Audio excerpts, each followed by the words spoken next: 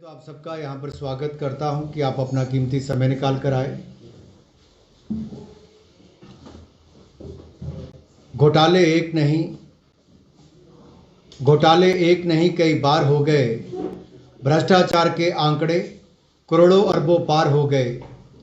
भ्रष्टाचार की रोशनी में रोशन कर अपना आशियाना। भूमि पर कब्जा करने वाले अब गुपकार हो गए। आज की प्रेस वार्ता भी उसी गुपकार गैंग से जुड़े हुए लोगों के बारे में है, जिन्होंने प्रदेश में वर्षों तक सत्ता में रहकर केवल लूटने का काम किया। जब सत्ता में थे तब भी करोड़ों अरबों के रुपए के घोटाले होते थे, और शायद आज तक का सबसे बड़ा घोटाला ये इतना बड़ा जमीन घोटाला है कि ये केवल जम्मू कश्मीर नहीं, शायद देश का सबसे बड़ा इस तरह का घोटाला हो। पिछले 30-40 सालों में सरकारी वन जंगलात की भूमि पर कब्जा करने वाले, हड़पने वाले ये कुछ लोगों की गैंग जो लगातार इस राज्य के संसाधनों को भी लूटते रहे, और जब वहां से भी मन नहीं भरा लूटने से, तो सरकारी और वन भूमि पर कब्जा कैसे करना है, उसको वैध और अवैध तरीके से अपना कैसे बनाना है, उसके लिए कानून कैसे पारित करने हैं, और कानूनों के माध्यम से उस जमीन पर लीगली अपना कब्जा कर लेना है। बड़े संयोजित ढंग से जम्मू कश्मीर के राज्यों को वर्षों तक लूटा गया। इसी तरह का एक कानून 2001 में बना, और उस कानून के माध्यम से यह कहा गया कि जिन लोगों का कब्जा सरकारी या वन जमीनों पर है, चारागाह जमीन पर भी है, उनको हक दिया जाए। उसके बदले में जो पैसा जमा होगा वो 1990 की जो रेट है उसके मुताबिक होगा, और जो पैसा इकट्ठा होगा उसकी उस समय लगाया गया कि 25,000 करोड़ रुपया इसकी कीमत होगी। 25,000 करोड़ रुपए की कुल कलेक्शन स्टेट के रेवेन्यू में होगी, और ये 25,000 करोड़ रुपए का एक सोच थी कि इसको बिजली के प्रोजेक्ट में, हाइडल प्रोजेक्ट्स में लगाया जाएगा। आज मेरा प्रश्न यह है कि 2001 में जो स्कीम लेकर आए, उसके बाद कितने हाइडल प्रोजेक्ट यहां पर शुरू हो पाए, कितना पैसा वहां पर उस योजना के अंतर्गत इकट्ठा हुआ। और इस कानून को कहते थे, जो आप लोकप्रिय तौर पे जानते हैं, रोशनी कहते थे, लेकिन Roshni the J&K state lands act 2001 which was for the vesting of ownership to the occupants, यानी कि जिन्होंने गैर कानूनी और असंवैधानिक तरीके से इस पे कब्जा भी किया था, उनके लिए कानून बना दिया गया था।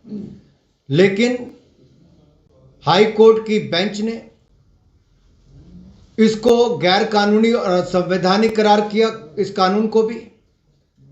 और इस घोटाले में शामिल जितने नेता हैं, व्यापारी हैं, अधिकारी हैं, कर्मचारी हैं, जो भी ऐसे नामी ग्रामी लोग हैं जिनको लाभ मिला है, उसके नाम जग जाहिर करने का आदेश दिया था, और हाई कोर्ट के आदेश पर इसकी सूची जनता के सामने रखी गई है, पब्लिक डोमेन में रखी गई है।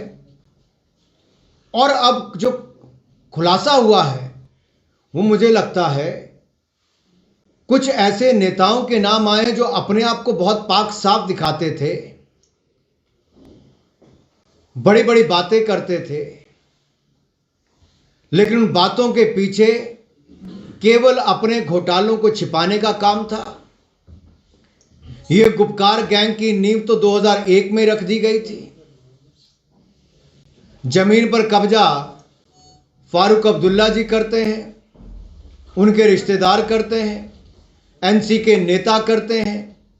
एनसी का पार्टी का कार्यालय जम्मू और श्रीनगर दोनों जगह जो 3 कनाल 16 मरले, और श्रीनगर में भी 3 कनाल 16 मरले उसको भी दिए गए, वो भी इसी जमीनों पर दिया जाता है, इसी योजना के अंतर्गत। आखिरकार ये योजना किसके लिए थी? गरीब की भलाई के लिए, राज्य की भलाई के लिए, रोशनी प्रोजेक्ट लाने के लिए, कि इन भ्रष्ट नेताओं के घर रोशन करने के लिए और इनको अरबों रुपए की जमीन दिलाने के लिए था। एक बहुत बड़ा प्रश्न चिन्ह आज इनके ऊपर लगता है और यह सूची अब जग जाहिर हुई है। इससे इनके नाम भी सामने आए हैं। अगर आप सूची में नाम देखेंगे तो एनसी के बड़े बड़े नेताओं के नाम हैं। जैसा मैंने कहा कि इनके पार्टी हेडक्वार्टर जम्मू का हो, जो शेर कश्मीर भवन है वीर मार्ग पर 3 कनाल 16 मरले का। पार्टी हेडक्वार्टर कश्मीर में नेशनल कॉन्फ्रेंस का हो, जो नवाज सभा ट्रस्ट के लिए 3 कनाल 16 मरले का दिया गया हो। फारूक अब्दुल्ला जी का अपना घर हो, आप जमीन छोटी सी लेते हैं लेकिन उससे दुगनी तिगनी जमीन पर कब्जा करके बैठ जाते हैं। 3 पीढ़ियां आपकी सत्ता में रही, मुख्यमंत्री रही, उन लोगों को भी जम्मू कश्मीर में जमीनों पर कब्जा करना पड़ता है। देश दुनिया में आपकी संपत्तियों के ढिंढोरे पीटे जाते हैं।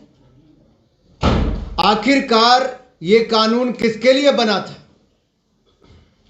और इसमें समय समय पर बदलाव क्यों किए गए? चाहे पीडीपी की सरकार थी, जब पीडीपी के मुख्यमंत्री थे तब भी, कांग्रेस के मुख्यमंत्री बने गठबंधन में तब भी, तो इन पे सवाल खड़ा होता है कि बार बार नियमों में बदल करना, कट ऑफ डेट को बदलना, तो उस सूची को लगातार आगे बढ़ाना और 3,42,000 कनाल जमीन, कितनी? 3,42,000 से ज्यादा कनाल जमीन ये इस घोटाले के माध्यम से ले ली गई। 25,000 करोड़ रुपया सरकारी खजाने में आना था, मात्र 76 करोड़ रुपया सरकारी खजाने में आया है। ये हजारों करोड़ रुपए की लूट, इसका जिम्मेदार कौन है? क्या गुपकार गैंग के लोग सामने आएंगे, बताएंगे कि इस घोटाले में शामिल ये लोग कौन कौन थे? और आखिरकार क्या इन सब ऐसे ही घोटालों को ढकने के लिए ये गैंग का गठन हुआ है? ये लैंड ग्रैबर्स गैंग है, ये जमीन पर कब्जा करने वाली गैंग है। ये जो अपने आप को जमीनी नेता कहते थे, जमीनी नेता नहीं, ये जमीनों पर कब्जा करने वाले नेता हैं, दलाल हैं उसके। इनको देश को जवाब देना चाहिए। अगर अनुच्छेद 370-35 से नहीं हटता, करप्शन के मामले नहीं चलते, ये कोर्ट की जांच नहीं होती, पीआईएल दाखिल नहीं होती, हम तो धन्यवादी हैं हाई कोर्ट के कि जिन्होंने सीबीआई को जांच के आदेश भी दिए और इन्हें ऊंचे ऊंचे बड़े बड़े लोगों के नाम, पूर्व मुख्यमंत्री की बहन, उनके उस समय के एजी, उस समय के जेएंडके बैंक के चेयरमैन, उस समय के आला अधिकारी, उस समय के आला कर्मचारी, इन लोगों ने सरकार की और वन की भूमियों पर कब्जा करने का काम किया था। ये जम्मू कश्मीर के हितों के लिए कभी नहीं लड़े, ये तो जमीनों पर कब्जे और सिस्टम को लूटने का काम करते थे। हम धन्यवादी हैं कि इसको सामने रखा गया है और जहां नेशनल कॉन्फ्रेंस थी उसके बड़े नेताओं के नाम आए। पूर्व मंत्री सज्जाद किचलू का नाम आया है, सैयद अखून का नाम आया जो फॉर्मर मिनिस्टर हैं, फारूक अब्दुल्ला जी की बहन श्रीमती सुरैया मट्टू का नाम आया है, असलम गोनी जो पूर्व एजी हैं और इनके बड़े नेता हैं एनसी के, अब शायद कांग्रेस में चले गए हैं। पीडीपी के बड़े नेता हैं, पूर्व में वित्त मंत्री रहे हजीब द्राबू जी, उनके परिवार के लोगों के नाम आए हैं। कांग्रेस भी इसमें पीछे नहीं हटी। जब हम कहते थे गुपकार गैंग का समर्थन कांग्रेस क्यों करती, उसका पार्ट क्यों बनी है, तो पता चला कि अब कई एजेंडे उसके हैं साथ साथ में।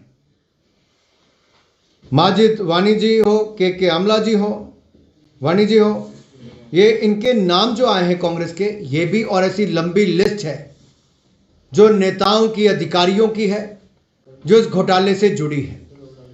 इन सभी पार्टियों को, गुपकार गैंग के सदस्यों को, जम्मू कश्मीर और देश की जनता को बताना चाहिए क्या मजबूरी थी कि इन्होंने प्रदेश की जमीनों पर, जंगलात की जमीनों पर, सरकार की जमीनों पर कब्जे किए। इन्होंने कानून बनाकर उसको दुरुपयोग किया। समय समय पर उसका बदलाव उस समय के मुख्यमंत्री सरकारों ने किया और ये अपने आप को जमीनी नेता कहने वाले जमीनों के और जमीन घोटालों के नेता कैसे बन गए, दलाल कैसे बन गए। इसका जवाब इनको प्रदेश की और देश की जनता को देना ही होगा। ये चंद सवाल मैं मीडिया के मित्रों के माध्यम से छोड़कर जा रहा हूं। अगले कुछ दिनों में कुछ और सवाल जवाब लेकर आएंगे, लेकिन तब तक केवल इतना ही कहता हुआ मैं अपनी बात को समाप्त करूं।